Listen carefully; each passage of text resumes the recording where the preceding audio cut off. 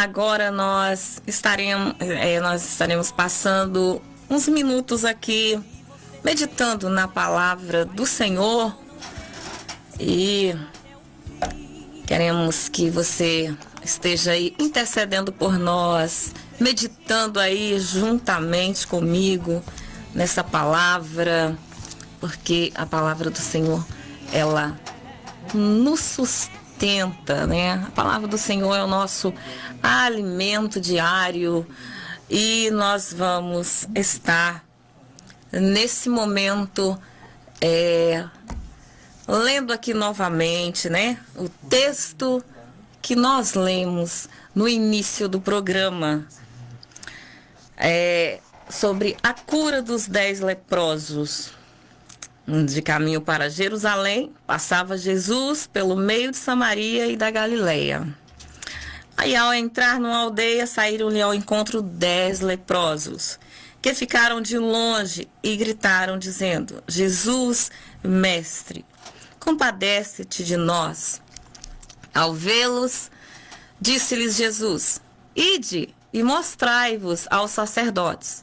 Aconteceu que, indo eles pelo caminho, foram purificados. Um dos 10, vendo que fora curado, voltou dando glória a Deus em alta voz e prostrou-se com o rosto em terra aos pés de Jesus, agradecendo-lhe. E este era samaritano. Amém. Glória a Deus. Nós vamos estar meditando nessa palavra, porque é uma palavra maravilhosa, a palavra do Senhor. Cada dia que nós lemos, nós aprendemos lições, nós aprendemos mais e mais da palavra do Senhor. E nós vemos aqui que Jesus estava em viagem, né? Como a palavra disse, Jesus estava em viagem a Jerusalém. E no caminho, ele entrou numa das aldeias, e ali veio ao encontro dele 10 leprosos. E nós lemos também na palavra que esses 10 leprosos mantiveram ali a distância, como a lei exigia, que os leprosos não poderiam aproximar muito das pessoas. Então, de longe, eles gritaram, né, como está aqui registrado no versículo 13, ficaram de longe e gritaram, dizendo: Jesus, mestre, compadece-te de nós. E acho muito interessante que a fé dos 10 leprosos foram a mesma, né? Porque todos eles suplicaram, todos eles gritaram por um milagre, reconheceram Jesus ali como mestre, e nós vemos uma importância muito grande da parte deles ao ter fé que Jesus poderia curar eles daquela lepra, né? Porque nós sabemos que o leproso, ele vivia isolado da família, isolado da sociedade, e era tanta coisa que um leproso não tinha direito. Então a vida deles não era nada fácil. Não era nada fácil a vida de um leproso. E eles tiveram ali uma iniciativa linda de gritar por Jesus e pedir a cura. E eu me encanto muito com a palavra do Senhor, porque há um detalhe nesse texto que me chama muito a atenção, que diz, aqui no versículo 14, e aconteceu que, indo eles no caminho, foram purificados. Nós vemos que Jesus, quando viu eles, mandou que eles fossem, né? Ao vê-los gritando, Jesus falou: ide e mostrai aos sacerdotes. Porque naquela época somente o sacerdote poderia examinar eles e olhar se realmente eles estavam curados e liberar, vamos dizer assim, para eles voltar para casa, voltar para a família, voltar para o meio da sociedade. E vejo neles também uma qualidade muito grande quando eles obedecem. Primeiro foi a fé, de gritar por Jesus, chamando de mestre e pedindo que Jesus compadecesse da vida deles. E logo depois vejo neles uma qualidade também linda, que é de obedecer mesmo antes de ser curados.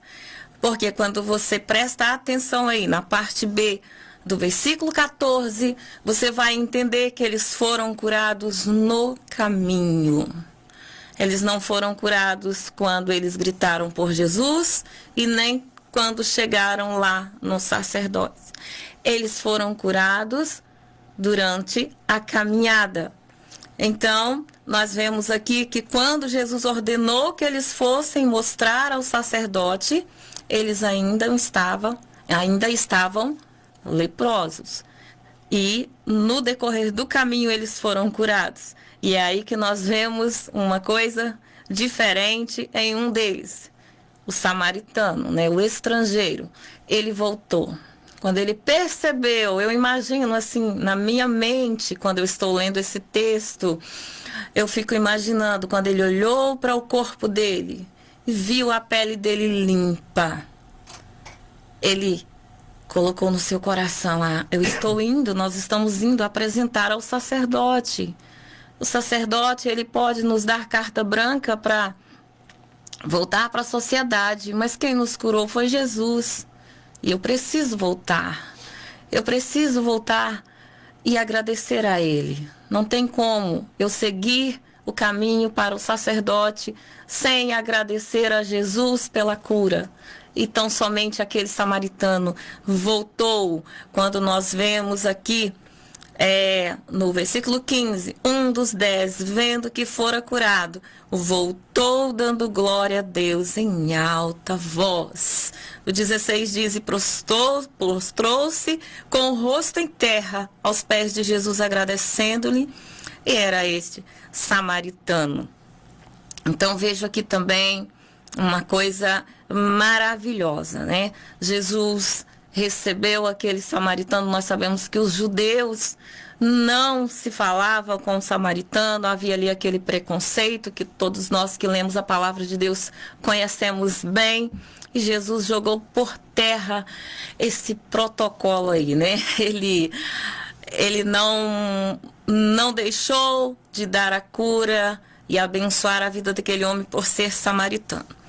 E às vezes eu fico imaginando também, quando lemos esse texto, uma coisa que nós, pregadores do Evangelho, corremos um risco, né, de fazer a obra do Senhor de maneira errada.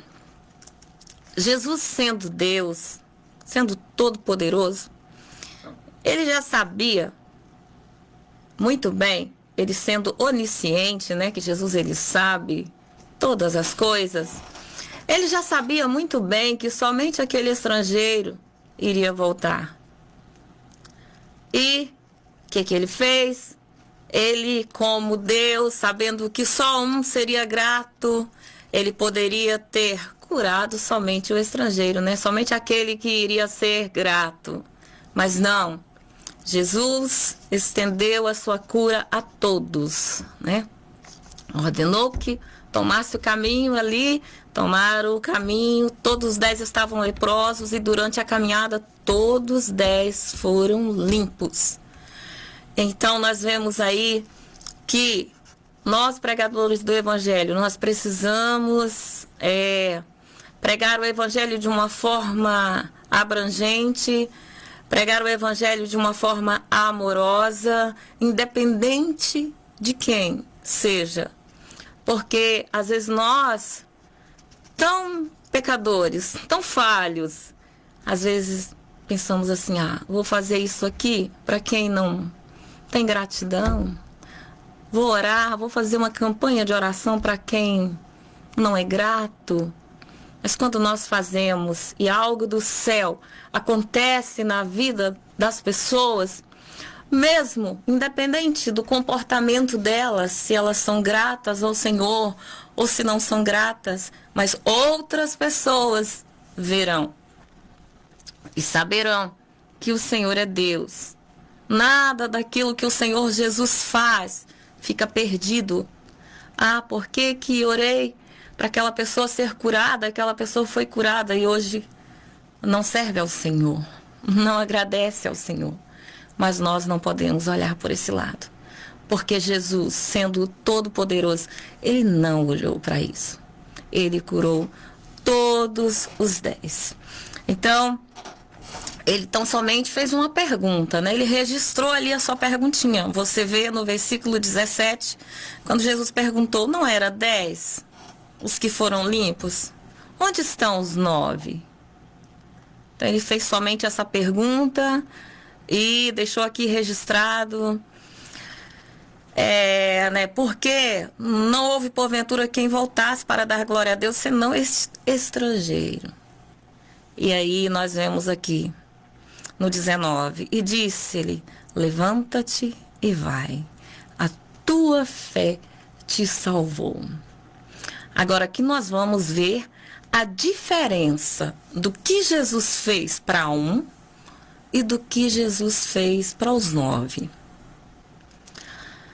Se a gente ler sem prestar muita atenção, nós vamos pensar que foi feito para os 10 a mesma coisa. Mas se você ler o texto com toda a sua atenção, você vai entender que esse estrangeiro que voltou tem duas coisas maravilhosas que nós podemos observar. Uma foi a inclusão da bênção sobre um estrangeiro, né? Que os judeus não faziam nada para os samaritanos. Jesus abençoou ele, quer dizer, incluiu ele no meio daqueles que tinham a bênção dele, não levou em conta o preconceito de maneira alguma. E a outra coisa é que esse samaritano, ele recebeu de Jesus a salvação. Então aqui uma grande lição nós aprendemos. Aquele que se volta para Jesus, ele não tem somente as bênçãos aqui na terra, ele tem também a salvação. Ele recebe da parte de Deus a cura para ele viver aqui. E recebe também da parte do Senhor a garantia de salvação para uma vida eterna. Porque quando o Senhor Jesus disse, vai, a tua fé te salvou, ele estava dizendo, você não somente está curado, mas você está salvo.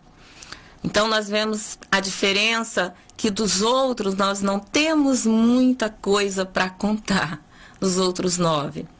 Porque, quem sabe, eles chegando ali, né, eu creio que eles chegaram até o sacerdote, tiveram a liberdade de voltar à sociedade, com toda certeza, eu creio nisso.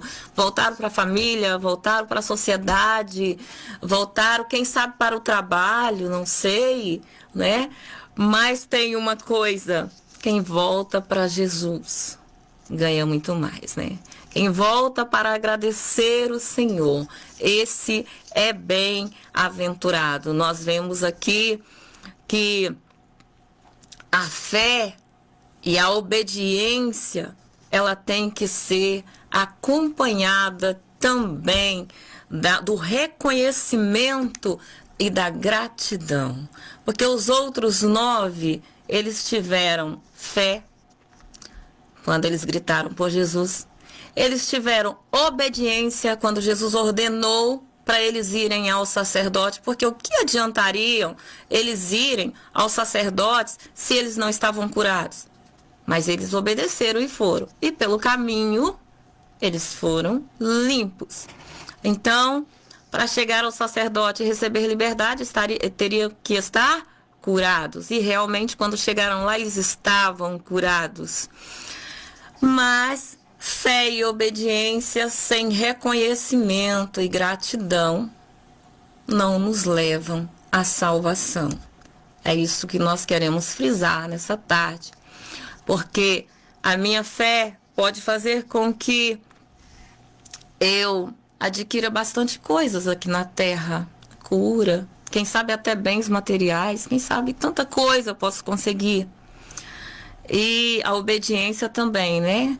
Ah, faz isso que você vai receber isso. Aí eu posso obedecer e receber mesmo, como esses homens receberam. Porém, a salvação em Cristo Jesus, que é a garantia de vida eterna, eu preciso me voltar para Jesus. Eu preciso reconhecer que só Ele pode todas as coisas. E eu preciso me render aos pés dele e adorar como esse estrangeiro fez. E adorar, prostrar diante dele e reconhecer ele como único e suficiente Salvador da minha alma. Foi o que esse samaritano fez. Quem sabe nesta tarde, eu e você já fizemos tanta coisa, já tivemos fé para tomar certas atitudes, já tivemos aí obediência para cumprir com algumas ordens, mas não tivemos a atitude mais bonita, que é a do reconhecimento, e a de se voltar, aquela que te faz voltar.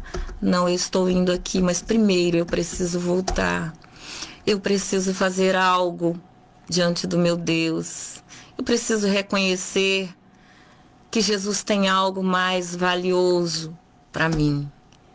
Então, quando ele voltou, quer dizer, quando ele teve fé para gritar por Jesus, foi lindo, mas quando ele voltou, reconhecendo quem realmente era Jesus, ele recebeu o dom precioso da salvação.